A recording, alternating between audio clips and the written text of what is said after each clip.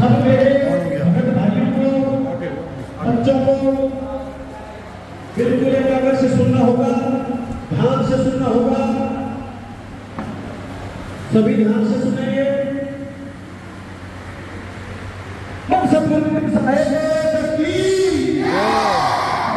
पिता परमात्मा की, कबीर साहेब की। गुरु जी के चैनल का नाम कहत कबीर सुनो भाई साधु यूट्यूब नितिन दास है। आप उस पर सर्च करके सत्संग सुन सकते हैं। 202 सत्संग गुरु जी ने उस मोबाइल में छोड़ रखे हैं।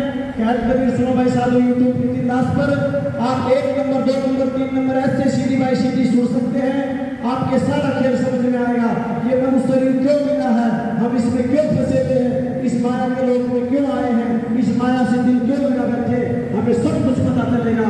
और हमारा असली लोग कौन है, असली धाम कौन है, हमें जाना कहाँ है, ये सब 202 सत्संग के द्वारा विस्तार से मिलेगा। हेलो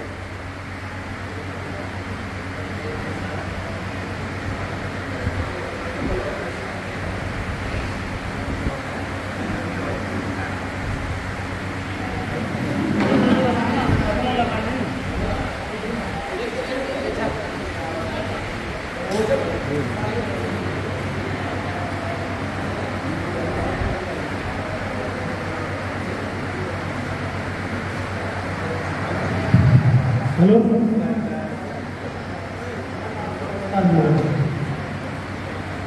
तो कहा है कहाँ से आया कहाँ है जाना, ढूंढ ले बंदे की छोड़ चुकाना। हम विचार करना चाहिए, विवेक लगाना चाहिए कहाँ से हम आए हैं। ये हुक्म प्रधान जी, पहलवान जी, अकेडमी के कोच जी महाराज जी को माला अर्पण किया। इसी माला अर्पण पे आप तालियां में स्वागत करें। इस अकेडमी का कोच हुक्म साहब है। हुक्म पहलवान जो बच्चे को बड़े ही वेग से, बड़े ही दाव पेच सिखाता है और बड़े ही मेहनत से, बड़े ही कर्म से ये काम करवाता है। तो कहा है कहाँ से आए कहाँ है जाना, ढूंढ ले बंदे के ठोर ठिकाना। कहा है लख 84 खत्म हो गई। हेलो हेलो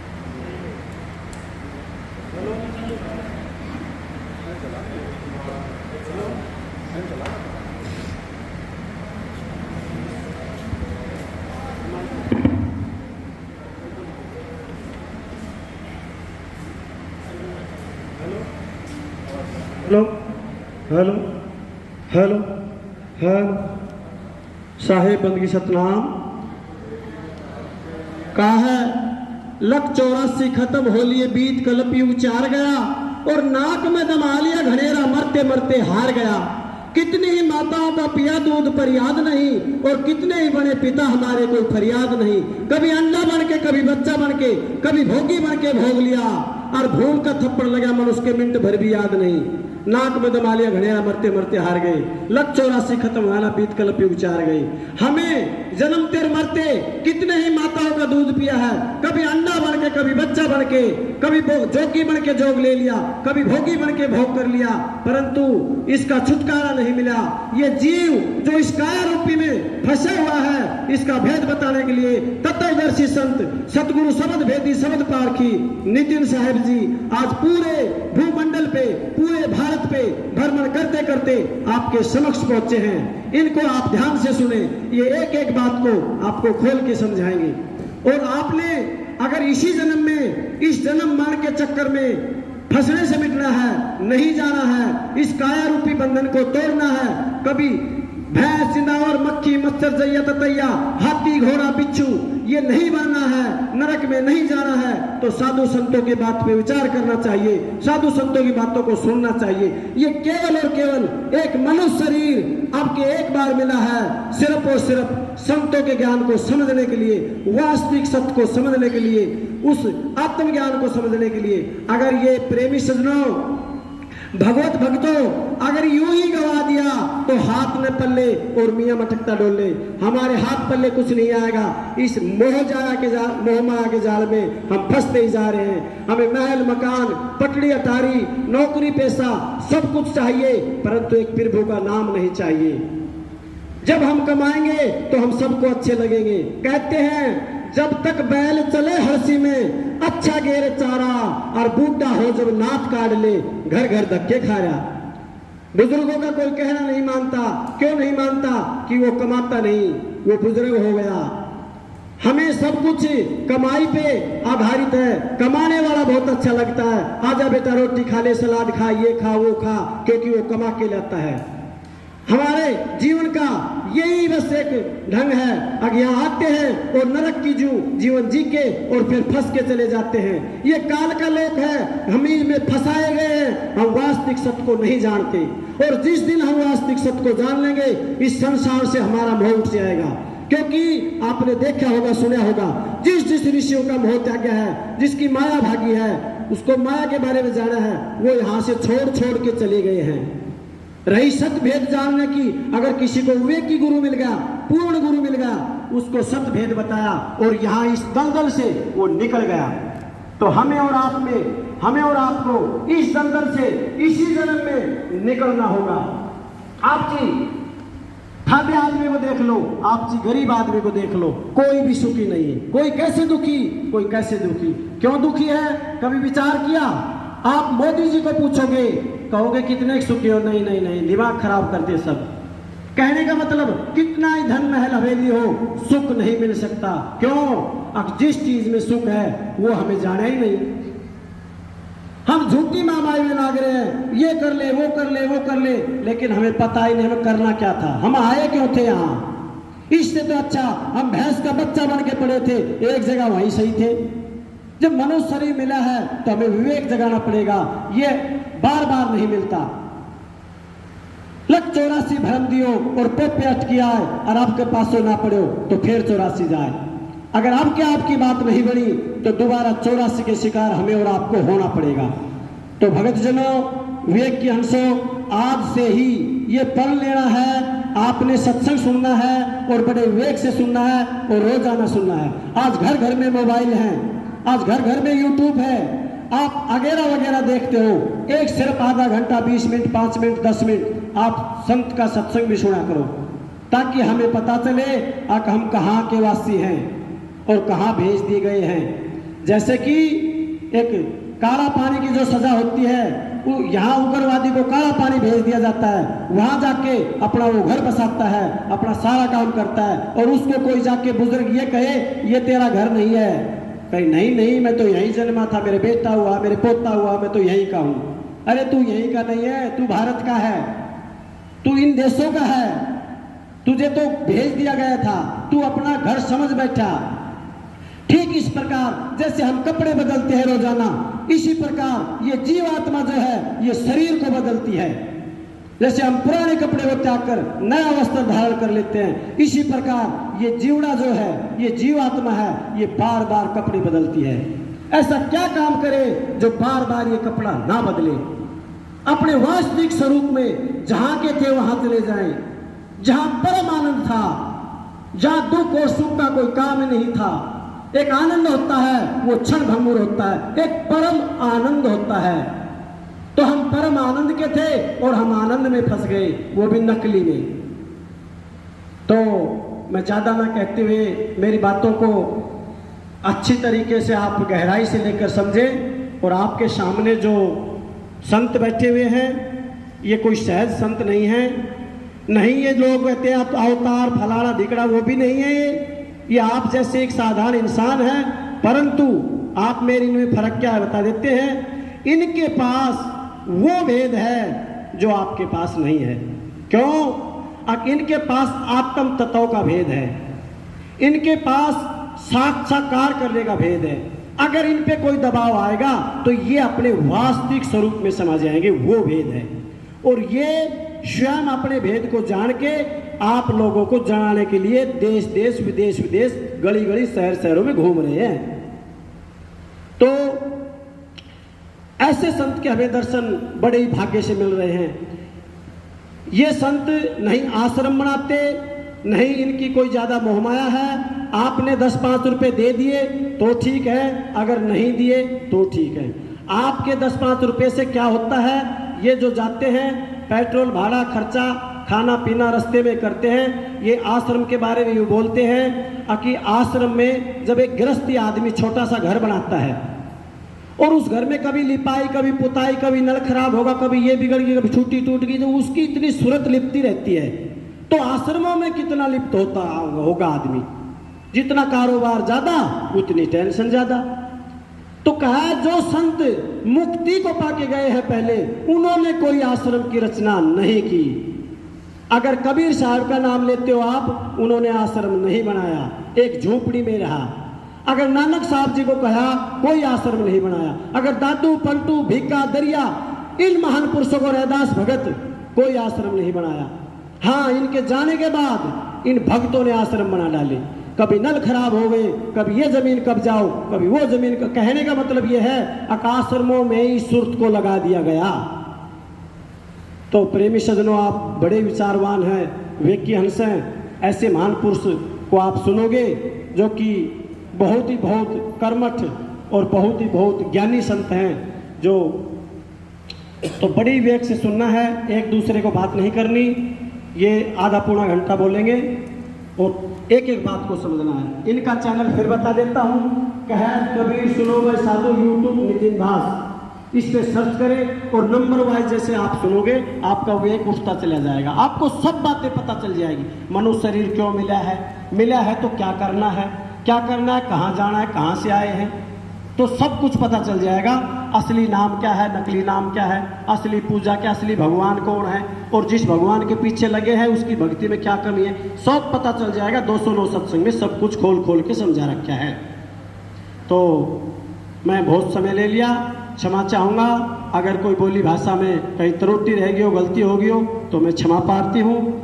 मेरी ओर से सभी भक्तों को साहेब बंदगी सतनाम, गुरु जी के चरणों में दंडवत प्रणाम।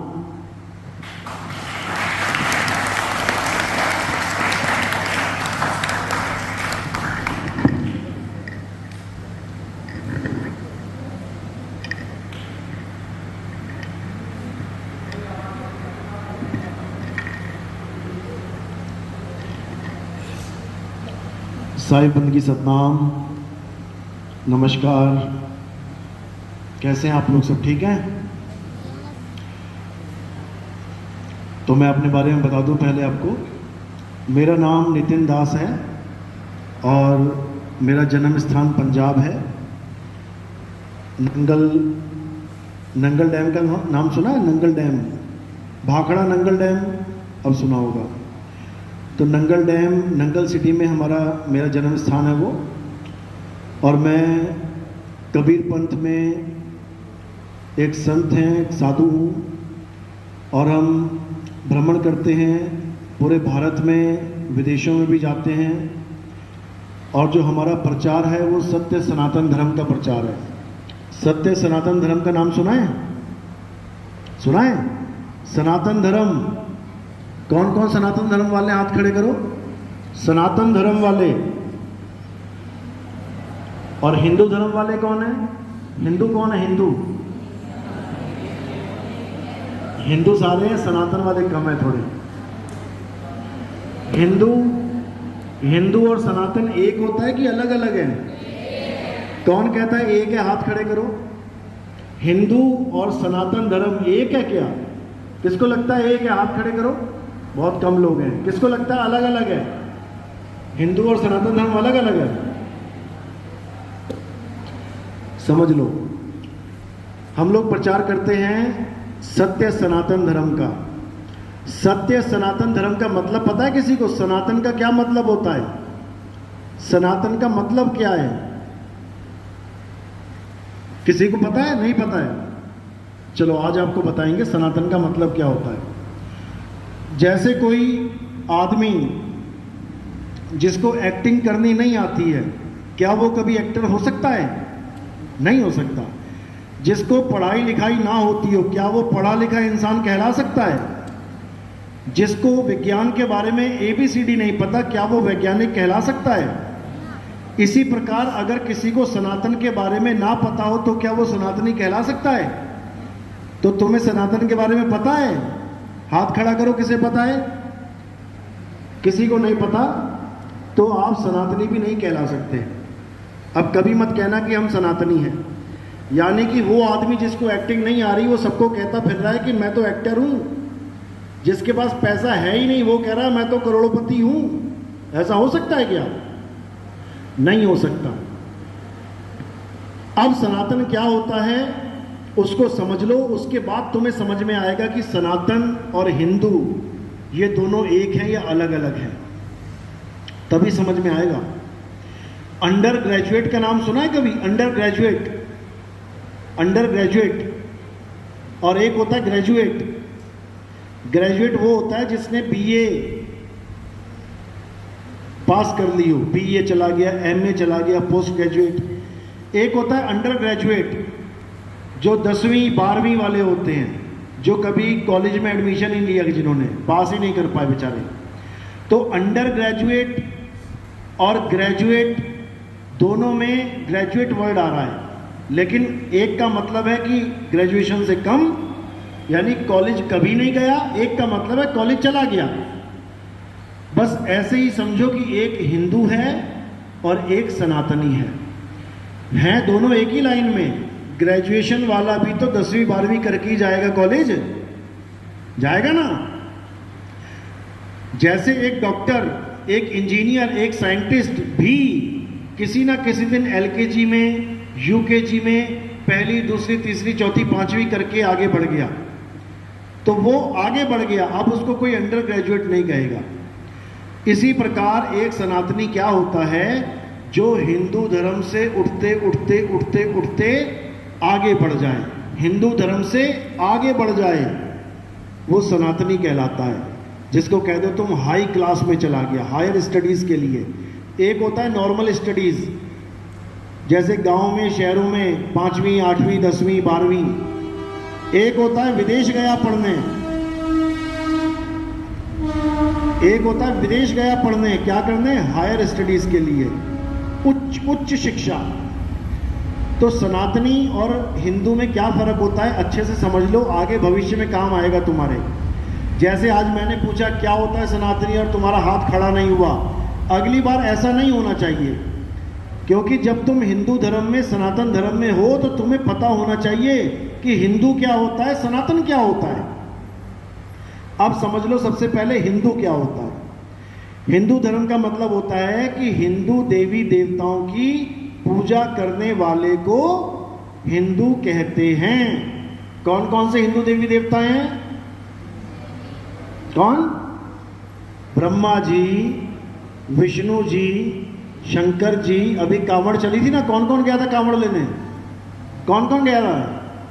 पहलवान तो जाते हैं 50-50 100-100 किलो की कांवड़ उठा के, यूट्यूब भर जाता है कांवड़ में। तो देखा ना यूट्यूब पे शॉर्ट्स, 150 किलो की कांवड़, 200 किलो की कांवड़। किसने कहा ये कांवड़ उठाने को? भोले शंकर ने कभी कांवड़ ना उठाई, ना ही कभी नंदी ने कांवड़ उठाई।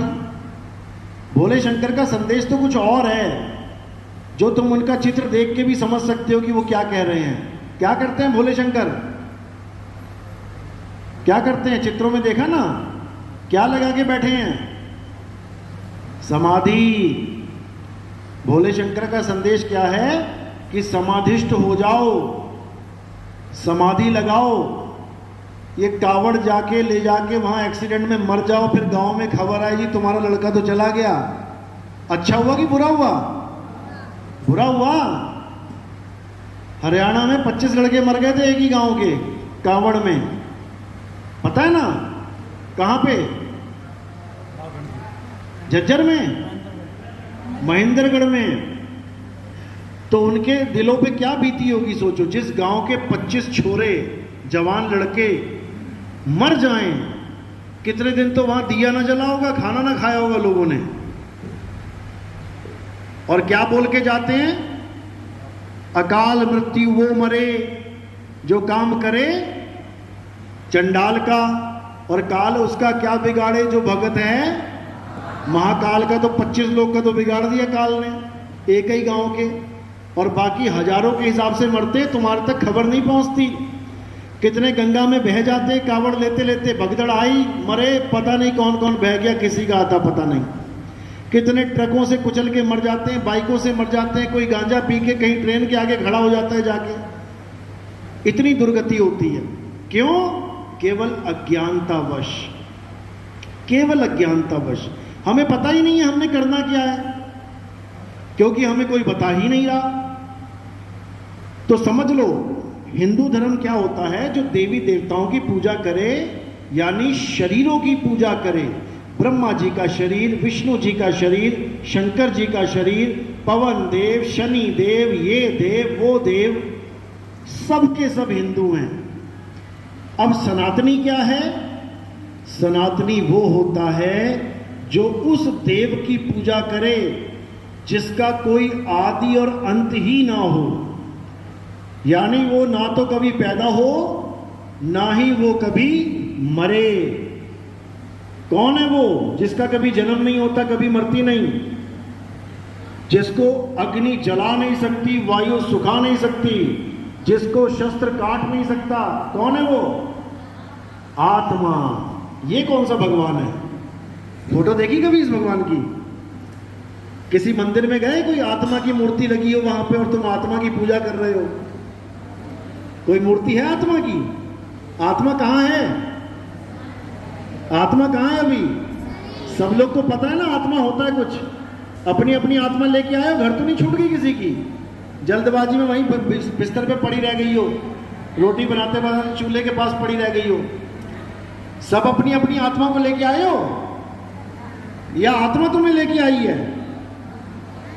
सोचो, तुम आत्मा को लेके आए हो या आत्मा तुम्हें यहां तक लेके आई है? आत्मा हमें यहां तक लेके आई। अगर आत्मा रास्ते में शरीर छोड़ देती तो क्या होता? ये शरीर पहुंच जाता यहां पे? नहीं पहुंचता, वहीं पड़ा रह जाता। तो तुम आत्मा को लेके आए हो या आत्मा तुम्हें लेके आई है? आत्मा तुम्हें लेके आई है। तुम्हें मतलब तुम्हारे शरीर को, तुम शरीर नहीं हो, यानी आत्मा शरीर को लेके घूम रही है। अब ये सोचना है कि अगर हमारे शरीर को आत्मा चला रही है तो राम जी के शरीर को कौन चला रहा है? कौन चला रहा है? हमारे शरीर को हमारी आत्मा चला रही है, तुम्हारे शरीर को तुम्हारी आत्मा चला रही है। तो राम जी के शरीर को किसकी आत्मा चला रही है? राम जी की। हनुमान जी के शरीर को किसकी आत्मा चला रही है? हनुमान जी की। सबके शरीरों को सबकी आत्मा चला रही है। लेकिन क्या हम आत्मा के बारे में कुछ जानते हैं कि आत्मा होती कैसी है, आत्मा रहती कहाँ है, आत्मा काम कैसे करती है, आत्मा का स्वरूप क्या है, कैसे पता लगे कि ये आत्मा है? किसी ने अपनी आत्मा को देखा कभी? आज तक नहीं देखा। और 24 घंटे तुम्हारे साथ रहती है आत्मा। एक पल भी ऐसा नहीं है जब आत्मा तुम्हारे साथ नहीं है। जिस दिन आत्मा ने तुम्हारा साथ छोड़ दिया, ये तुम्हारी सांसें बंद हो जाएंगी। जब कोई आदमी बेहोश हो जाता है तो सबसे पहले क्या करते हैं? चेक। उसके नाक के पास देखते हैं सांस आ रही है कि नहीं आ रही है, उसकी नाड़ी चेक करते हैं, दिल धड़क रहा है कि नहीं धड़क रहा है। अगर सांस नहीं आ रही, दिल नहीं धड़क रहा, इसका मतलब आत्मा ने शरीर को छोड़ दिया। तो कौन मरा? आत्मा मरी है, शरीर मरा? और जब पापा तुम्हारे शरीर को छोड़ते हैं तो कौन मरता है? जब किसी के दादाजी शरीर को छोड़ देते हैं तो कौन मरता है? क्या कहते हो? मेरे दादाजी मर गए। दादाजी मरे या दादाजी का शरीर मरा? दादाजी कौन है? शरीर है कि आत्मा है? तुम कौन हो? शरीरों की आत्मा हो? तुम शरीर हो? सोच लो, अगर तुम शरीर हो तो कोई ये ना कहे कि मेरे पापा शरीर छोड़ के चले गए, मेरी मम्मी शरीर छोड़ के चली। तो शरीर है तो शरीर तो पड़ा हुआ है, मम्मी पड़ी है, पापा पड़ा है नीचे। छोड़ के कौन गया? आत्मा। तो इसका मतलब पापा पड़े नहीं है, पापा चले गए। मेरी मम्मी हमसे दूर चली गई, यानी जो पड़ा रह गया वो मम्मी नहीं थी। यानी जिसको तुम घर जाके मम्मी मम्मी मम्मी कर रहे हो वो मम्मी नहीं है। वो कौन है? मम्मी का शरीर, आत्मा नहीं। वो मम्मी का शरीर है जिसको तुम देख रहे हो। और जो असल में मम्मी है, जो असल में तुम्हारे पापा हैं, वो तुम्हें दिखाई भी नहीं दे रहे। वो तुम्हें दिखाई नहीं दे रहे हैं क्योंकि आत्मा कभी दिखाई नहीं देती। तो जो पापा है, मम्मी है, वो है आत्मा। और जो उस आत्मा ने कपड़े पहन रखे हैं वो है शरीर। कितने प्रकार के कपड़े हैं इस दुनिया में? कपड़े लेने जाते हो ना, कितने प्रकार के कपड़े हैं दुनिया में? जब तुम पैंट लेने जाते हो, जीन्स, तो दुकान पे जाते हो, कहते हो मुझे जीन्स दे दो। वो क्या बोलता है? कौन सी चाहिए, लेडीज या जेंट्स? यानी दो प्रकार के कपड़े हैं, लेडीज और जेंट्स। ये तो हो गए कपड़ों का खेल। और जो हमारे शरीर हैं वो कितने प्रकार के हैं? एक लेडीज है, एक जेंट्स है और एक नपुंसक। सड़कों पे देखा ना, जिसको आप लोग क्या बोलते हो? नपुंसक को क्या बोलते हो? किन्नर। किन्नर बोल देते हो। सड़कों पे मांगने आते हैं, या किसी के बच्चा हुआ गांव में तो तालियां बजा बजा के मांगेंगे। वो भी एक शरीर है, लेकिन ना तो वो आदमी का शरीर है ना वो औरत का शरीर है, यानी तीसरे नंबर का शरीर है। स्त्री, पुरुष, नपुंसक। तो ये जो शरीर हैं, इन सबको चलाने वाली आत्मा है। और वो आत्मा अजर, अमर, अविनाशी है। उसका ना तो कभी जन्म होता है और ना ही उसकी कभी मृत्यु होती है। अब जो सनातनी होता है, सनातनी, वो कौन है? जो उस आत्मा की पूजा करे, जो उस आत्म देव को पूजे। तो सबसे बड़ा सनातनी कौन है जिसने आत्मा के बारे में सबसे ज्यादा बताया? वो है कृष्ण जी। आप कृष्ण जी की गीता पढ़ोगे, उसमें कृष्ण जी ने क्या समझाया? हे अर्जुन, ये आत्मा अजन्मा है, नित्य है, शाश्वत है, पुरातन है। ये आत्मा ही सत्य सनातन है। नैनम छिंदंती शस्त्राणी, नैनम दहती पावका, न चैनम क्लोदंतापे, न शोषती मारुता। कि हे अर्जुन, जो इस आत्मा को जान लेता है, जैसे ये बच्चे जा रहे हैं, जाने दो कोई बात नहीं। अब ये बच्चे जो जा रहे हैं, इनके लिए इस ज्ञान का कोई मतलब नहीं है। बिल्कुल उसी तरह जैसे एक टीचर बच्चों को क्लास में पढ़ाता है। अब वहां वो बच्चे जा नहीं सकते ऐसे, तो वहां कौन जाता है? उनका ध्यान। यानी क्लास में बैठे हैं, टीचर भी दिखाई दे रहा है, ब्लैक बोर्ड भी दिख रहा है, चौक भी चल रही है, लेकिन ध्यान कहाँ है? खेल में। मैं जाके क्रिकेट खेलूंगा, मैं कंचे खेलूंगा, मैं खेतों में घूमूंगा, आम तोड़ने जाऊंगा। तो पूरा साल वो बेचारा क्लास में बैठा हुआ भी बाहर रहता है।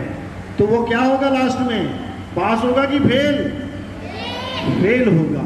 इसी प्रकार जो ज्ञान आप अभी समझ रहे हो, अगर आपने ये अच्छे से समझ लिया, तो आपका जब अंत समय आएगा, अंत समय यानी मृत्यु आएगी, तब आप फेल नहीं होंगे। और जो नहीं सुनेगा वो फेल हो जाएगा। तो इसी को समझना है। हमारे देवी देवता देखोगे आप, सब भक्ति कर रहे हैं। भोले शंकर को देखोगे, भक्ति कर रहे हैं। अरे वो तो भगवान है, उनको भक्ति करने की क्या जरूरत है? जो खुद ही भगवान है, जो खुद ही देवों के देव महादेव हैं, अगर वही भक्ति करेंगे तो फिर भगवान कौन है? क्योंकि भक्ति भगत करता है, भगवान नहीं करता। भक्ति कौन करता है? भगत करता है। भगवान को भक्ति करने की क्या जरूरत है? किसकी भक्ति कर रहे हैं भोले शंकर? पता है किसी को? भोले शंकर कैलाश पर्वत पे बैठ के भक्ति कर रहे हैं, युगों युग बीत जाते हैं, आखिर वो किसकी भक्ति कर रहे हैं? कभी सोचा है? नहीं सोचा? तो आज आपको उसका नाम बताते हैं कि आखिर भोले शंकर किसकी भक्ति कर रहे हैं। विष्णु जी कमल का फूल लेके शेषनाग के ऊपर ध्यान लगा के बैठे हैं, लेटे हुए हैं। किसका ध्यान लगा रहे हैं? ब्रह्मा जी कमल के ऊपर बैठे हुए भक्ति में लीन है। किसकी भक्ति में लीन है? ये किसी को समझ में नहीं आ रहा। पंडित जी से पूछोगे तो वो बताएंगे ब्रह्मा विष्णु की कर रहे हैं, विष्णु शंकर जी की कर रहे हैं, शंकर ब्रह्मा की कर रहे हैं, यानी तीनों के चक्कर में उलझा देंगे। जबकि ऐसा बिल्कुल नहीं है। भक्ति करने का मतलब होता है किसी को प्राप्त करना। अगर भोले शंकर को राम जी विष्णु जी की जरूरत है तो वहां उसके लोक में चले जाएंगे बात करने। भक्ति करने की क्या जरूरत है? भक्ति का मतलब होता है प्राप्ति करना। जैसे कोई राक्षस बैठा है और भक्ति कर रहा है, ओम नमः शिवाय, ओम नमः, अब यानी वो चाहता है कि कोई मिले उसे आगे। तो वो किसको चाहता है? शंकर जी को चाहता है। जैसे ही शंकर जी प्रकट हो गए उसकी भक्ति पूरी हो गई। लेकिन शंकर जी किसको प्रकट करना चाहते हैं? उसका नाम है अलख निरंजन। किसने नाम सुना अलख निरंजन? किस किसने सुना है? अलख निरंजन सबने सुना है? सभी ने सुना होगा। ऐसा कोई है ही नहीं हिंदू धर्म में जिसने अलख निरंजन का नाम नहीं सुना। अब ये है कौन? ये है कौन? क्या इसकी फोटो देखी किसी ने? राम जी की देख लोगे, श्याम जी की देख लोगे, हनुमान जी की देख लोगे, सारे देवी देवताओं की देख लोगे, लेकिन कभी दुकान पे जाके कहना दुकानदार से भैया अलख निरंजन की फोटो दे दो, वो कहेगा भाई ये कौन है? नाम उसने भी सुना होगा लेकिन वो तुम्हें कभी फोटो नहीं दे सकता अलख निरंजन की। क्योंकि जैसे आत्मा नहीं दिखाई देती वैसे ही अलख निरंजन भी दिखाई नहीं देता। अब इन दोनों में जो दिखाई नहीं देते, इन दोनों में जो भेद है, अगर वो तुम्हें पता है तो तुम कभी अलख निरंजन के जाल में नहीं फंसोगे। अलख निरंजन भी दिखाई नहीं देता, आत्मा भी दिखाई नहीं देती, लेकिन अगर तुम्हें दोनों का भेद पता है तब तुम बच सकते हो। तो अलख निरंजन के पुजारी बिल्कुल अलग होते हैं और आत्मा के पुजारी बिल्कुल अलग होते हैं। अलख निरंजन का मतलब समझ लो क्या है? उसका मतलब है मन। मन सुना कभी? मन किस किस के पास है? मन सबके पास है। कभी देखा मन कैसा होता है? लेकिन सुबह से लेकर शाम तक तुम किसके कहे पे काम करते हो? मन के कहे पे। अभी 4 आइटम रख देंगे ना तुम्हारे आगे, रसगुल्ला, ब्रेड, बिस्कुट, नमकीन, तो तुम सबसे पहले क्या उठाओगे? जो तुम्हें तुम्हारे मन को अच्छा लगता है। तुमसे पूछा जाए क्या खाने का मन कर रहा है, तुम कहोगे आज रसगुल्ले खाने का मन कर रहा है। तो ये मन है जो तुम्हें कह रहा है कि आज रसगुल्ला खाना है। तो तुम किसके गुलाम हो? किसके कहने पे चल रहे हो? मन के। अब इसी मन का खेल है सारा। सारी दुनिया इसी मन के कहे पे चल रही है। सुबह से लेके शाम तक, शाम से लेके रात तक तुम वही कर रहे हो जो मन कह रहा है। तुम्हारा मन कर रहा है गेम खेलूं, अब पापा की परवाह नहीं, माता की परवाह नहीं, घर की परवाह नहीं, पेट की परवाह नहीं, खाना खाया कि नहीं खाया, सुबह से शाम तक मोबाइल में गेम खेलोगे। क्यों?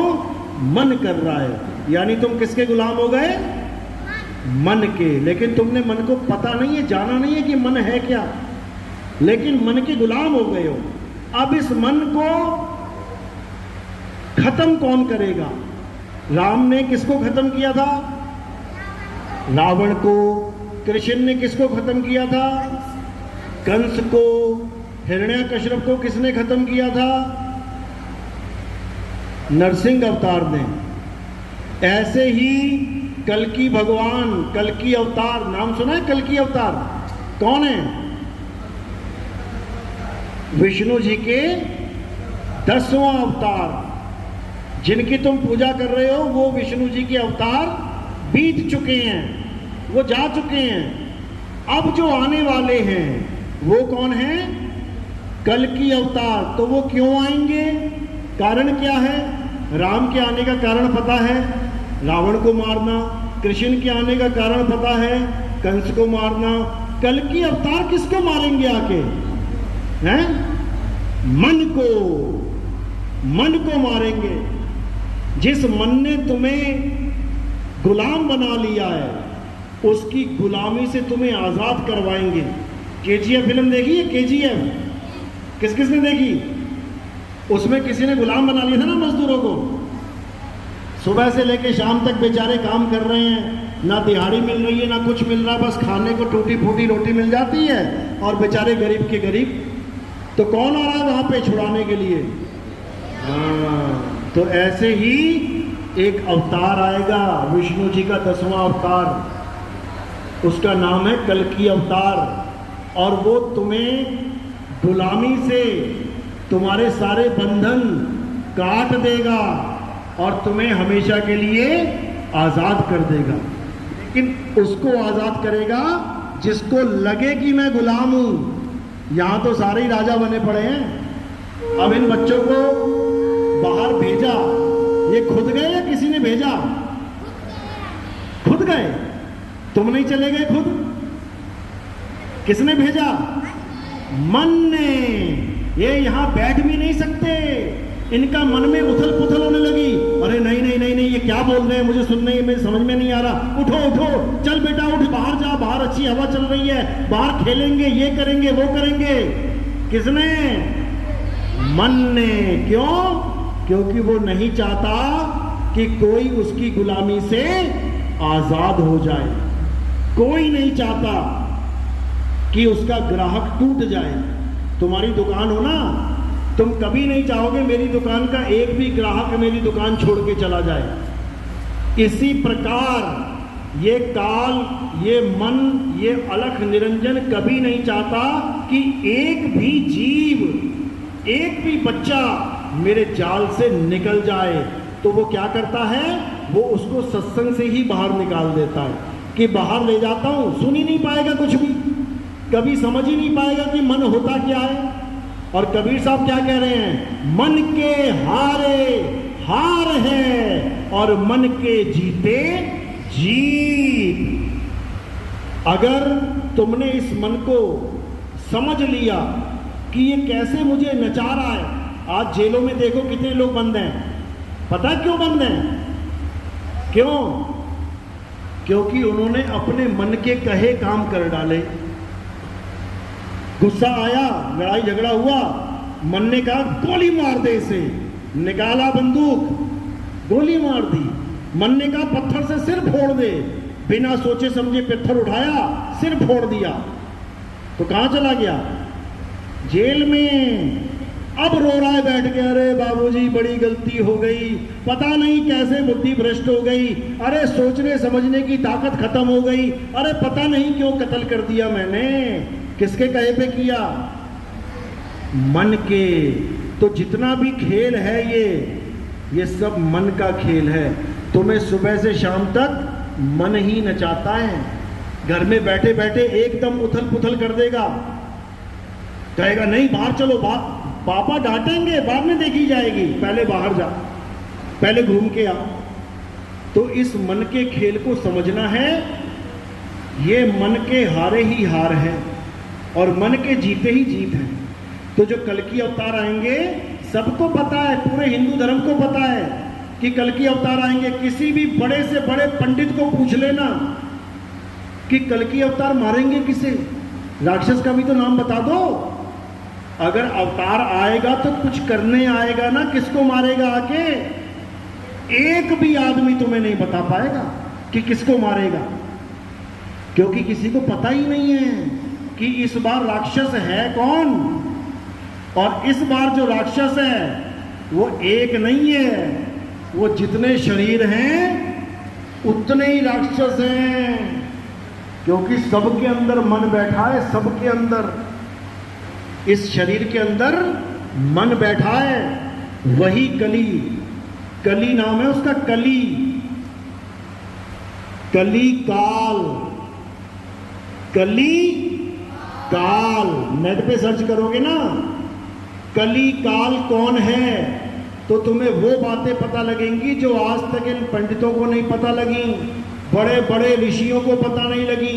उनको भी पता नहीं लगा कि कली काल हमारे अंदर बैठा हुआ है। उनके अंदर से भी कली काल ने सारा खेल घुमा दिया। विष्णु जी को श्राप किसने दिया था? विष्णु जी को श्राप दिया था ना किसी ने, उसी के भगत ने। किसने दिया था? विष्णु जी को श्राप दिया था नारद मुनि ने। 24 घंटे नाम जपता था, नारायण नारायण। नारद मुनि पता है ना, जो भगत है भगवान का वही श्राप दे रहा है भगवान को। पता क्यों श्राप दिया था? नहीं पता। नारद मुनि को अहंकार हो गया एक बार कि सबसे बड़ा सन्यासी मैं ही हूं। कैसे हो गया? विष्णु जी के पास गया, वो शैया पे लेटे हुए थे, अपना ध्यान में मगन थे, लक्ष्मी जी पैर दबा रही थी। तो नारद मुनि ने कहा, महाराज माया से तो आप भी नहीं बचे, देखो औरत बैठा रखी है साथ में, औरत रूप है माया का। तो विष्णु जी ने कहा, हाँ भाई ये बात तो सच है, तो बचा कौन है? तो नारद मुनि कहते, मैं बचाऊं ना, मेरे पास कोई लेडीज नहीं है, औरत नहीं है। तो विष्णु जी ने कहा, ठीक है भाई, बहुत अच्छी बात है, जाओ। जब वो वापस गया तो विष्णु जी ने एक लीला करी। लीला क्या करी? रास्ते में एक बहुत बड़ा महल बना दिया। जब नारद मुनि वहां से क्रॉस हुआ तो विष्णु जी ही एक लड़की बनके उसमें जल चढ़ाने लगे पौधों पे।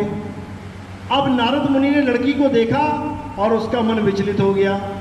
कहता, इतनी सुंदर लड़की, अरे आज तक कभी दिखाई क्यों नहीं दी है? इतना प्यारा महल, इतनी बढ़िया राजकुमारी। सीधे पहुंच गया उसके पास। कहता है, हे राजकुमारी, मैं तुम्हारे साथ शादी करना चाहता हूं। अब वो तो विष्णु जी है, लड़की बनके खड़े हैं वहां पे। वो कहते, भाई मैं तो उसके साथ शादी करूंगी जो इस दुनिया में सबसे सुंदर होगा। तू कहां सुंदर है? बड़ा चक्कर में पड़ जाता है। कहता, अब क्या किया जाए?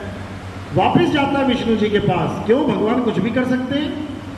तो विष्णु जी को बोलता है कि भैया भगवान जी, मुझे एक दिन के लिए अपना कपि रूप दे दो। कपि रूप यानी सुंदर रूप, सबसे सुंदर रूप विष्णु जी का। तो विष्णु जी ने कहा, तथास्तु। अब आया दिन, पहुंच गया स्वयंवर में। अब जैसे ही स्वयंवर में पहुंचा, जैसे ही खड़ा हो सामने, तो लड़कियां आए और उसको देख के हंस के आगे चली जाए। माला ना पहनाए उसको वो लड़की, वो राजकुमारी। एक बार हुआ, आगे चला गया, दूसरी बार हुआ और आगे चला गया, तीसरी बार हुआ, फिर उसको बोल ही दिया कि अरे बंदर, तू क्यों छलांगे मार रहा है बार बार? पीछे से आगे आगे, आगे से और आगे खड़ा हो गया। ये स्वयंवर राजकुमारों का है, राजाओं का है, बंदरों का नहीं है। वो कहता, भाई बंदर? मैं कहां बंदर हूं, मैं तो कपि रूप विष्णु जी के रूप में खड़ा हूं। तो वहां पर विष्णु जी ने क्या किया था? उसको कपि यानी बंदर, कपि बंदर को भी कहते हैं, विष्णु जी ने बंदर का रूप दे दिया उसको। उसकी शक्ल बंदर जैसी हो गई। तो जब वो गया नदी पे और उसने अपना चेहरा देखा तो उसे बहुत गुस्सा आया और उसने वहीं जल लेके क्या बोला कि हे विष्णु, जैसे तूने मुझे स्त्री के लिए तड़पाया है, वैसे ही मैं तुझे श्राप देता हूं, तू भी स्त्री के लिए तड़पेगा। तो कैसे तड़पे वो? कौन से रूप में आए?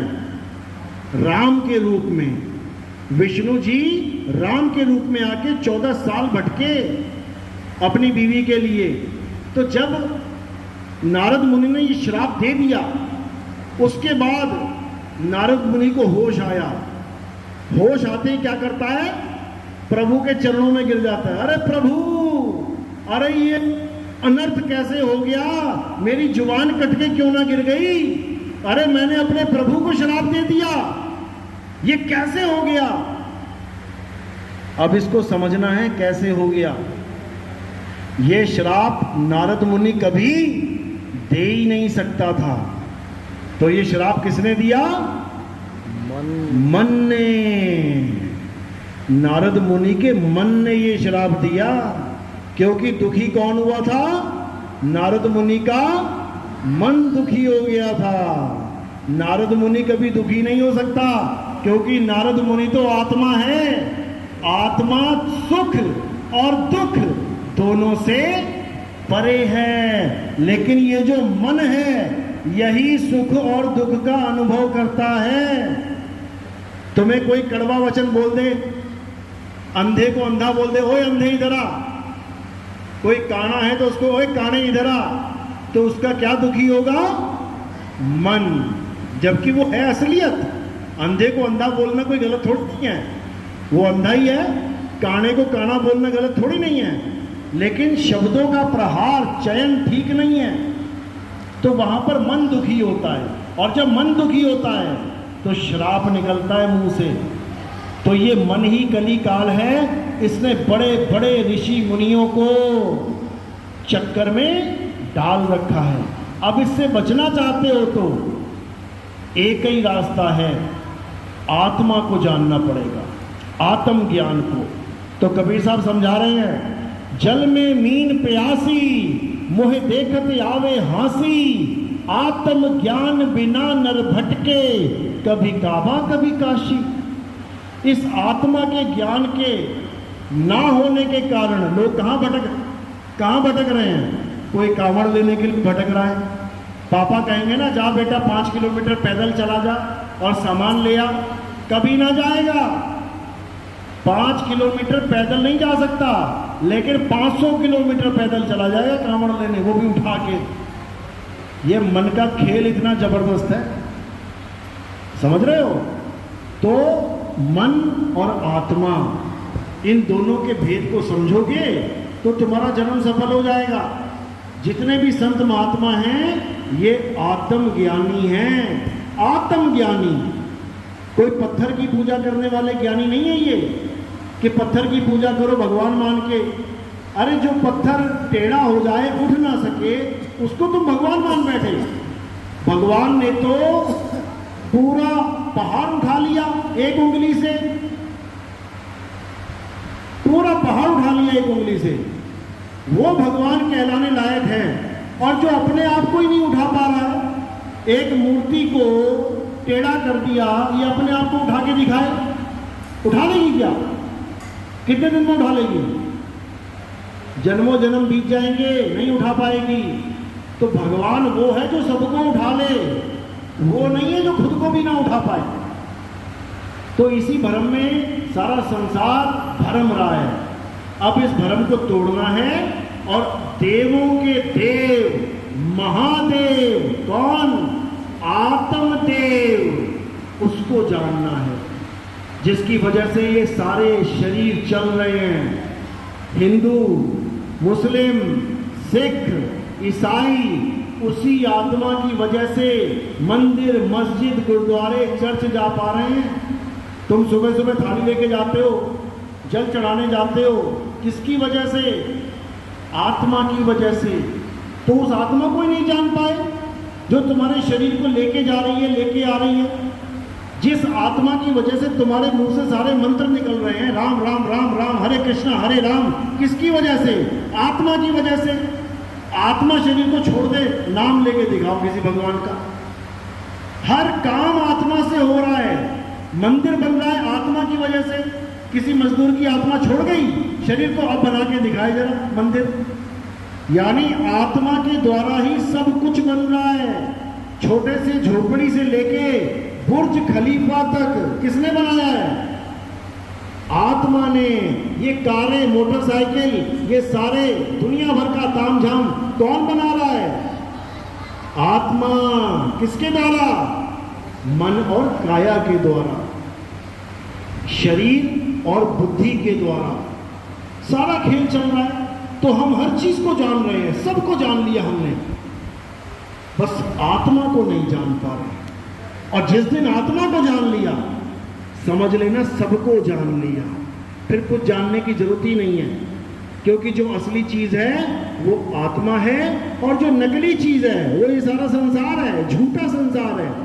आज तुम करोड़पति हो, तुम्हें लग रहा है कि मैं करोड़पति हूं, अभी कल को ही क्या होगा? सारा बिजनेस ठप, शेयर मार्केट डाउन, कोरोना आ गया, सारे आ गए सड़क पे। आज करोड़पति, कल को रोडपति। आज तुम ज्ञानी हो, बड़े बड़े लोग तुम्हारे आगे झुक रहे हैं, छोटा सा एक्सीडेंट हुआ नहीं, सिर में चोट लगी नहीं, तुम कोमा में चले गए। कहाँ चला गया ज्ञान सारा? सिर में चोट लग गई, बंदे का ब्रेन हेमरेज हो गया, पागलों वाली हरकतें कर रहा है, अब कहाँ की चला गया सारा ज्ञान?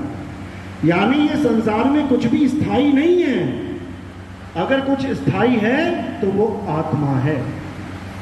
एक बार तुम्हें आत्मा का ज्ञान हो गया, उसके बाद ये भव बंधन, ये संसार का बंधन तुम्हारा कुछ नहीं बिगाड़ सकता।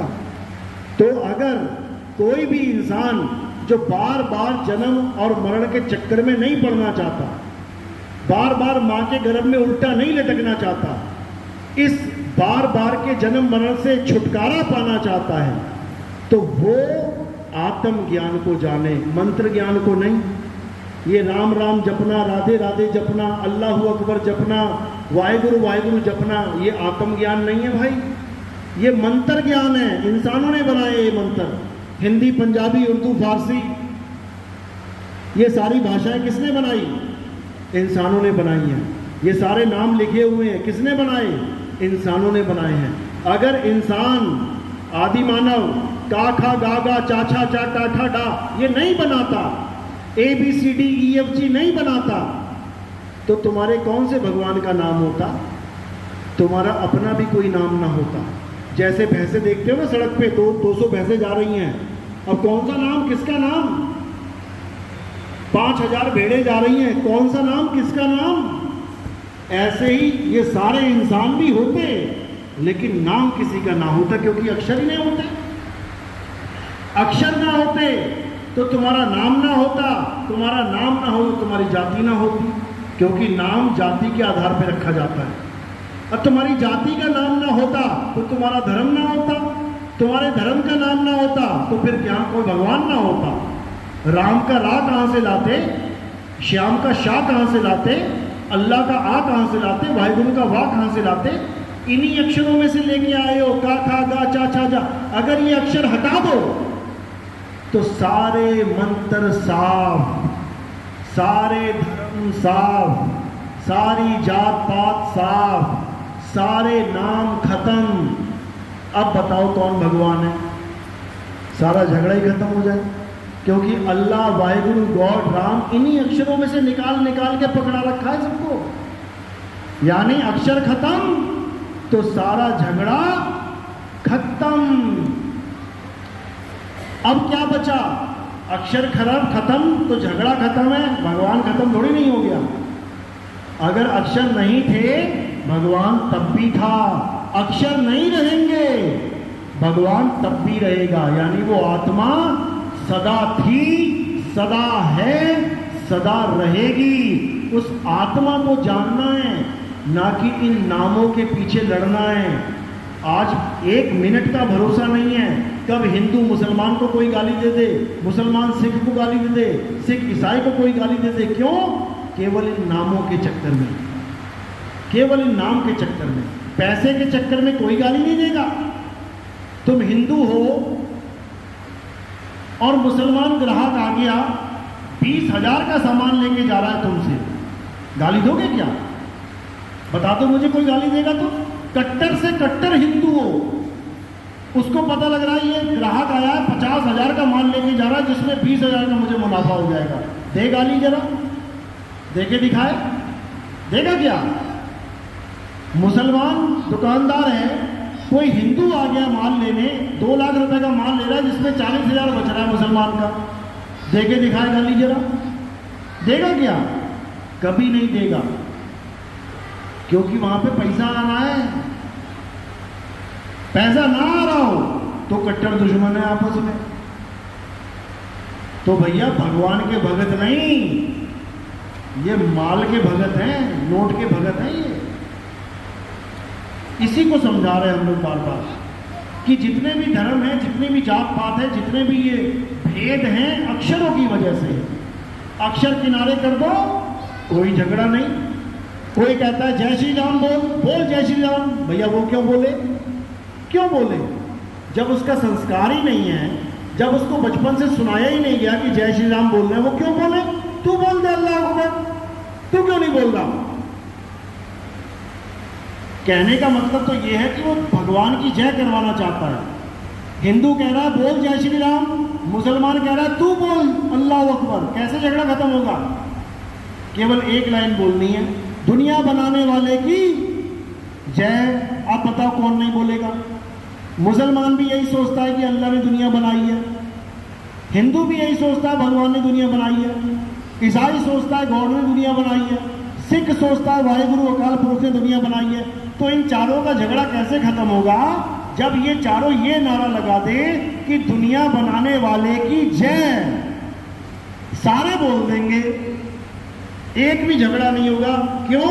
क्योंकि उन शब्दों का चयन नहीं किया गया जो शब्द आप अपने संस्कार के द्वारा लेके बैठे हो।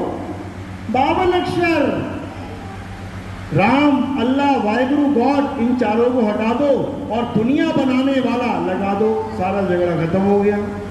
इतनी सी बात है। लेकिन नहीं, दुनिया बनाने वाले से तो मतलब ही नहीं है कोई, मतलब है अपने वाले नाम से। मेरे वाला नाम, उसकी जय होनी चाहिए, यही झगड़ा है। तो ये सारा झगड़ा कब खत्म होता है? जब आत्मज्ञान होता है, आत्मा की पूजा शुरू होती है। आत्मा सबको चला रही है, हिंदू को भी, मुसलमान को भी, सिख को भी, ईसाई को भी, सारे धर्मों के लोगों को, चाहे धार्मिक ना भी हो, नास्तिक भी हो। मैं भगवान को नहीं मानता, तो क्या आत्मा उसको जलाना बंद कर देगी? मैं भगवान को नहीं मानता, मैं आत्मा को भी नहीं मानता, तब भी आत्मा तुम्हारा साथ नहीं छोड़ेगी। खाओगे, पियोगे, मजे करोगे, क्योंकि आत्मा हमेशा हमेशा तुम्हारे साथ है। और तुम क्या हो इस वक्त?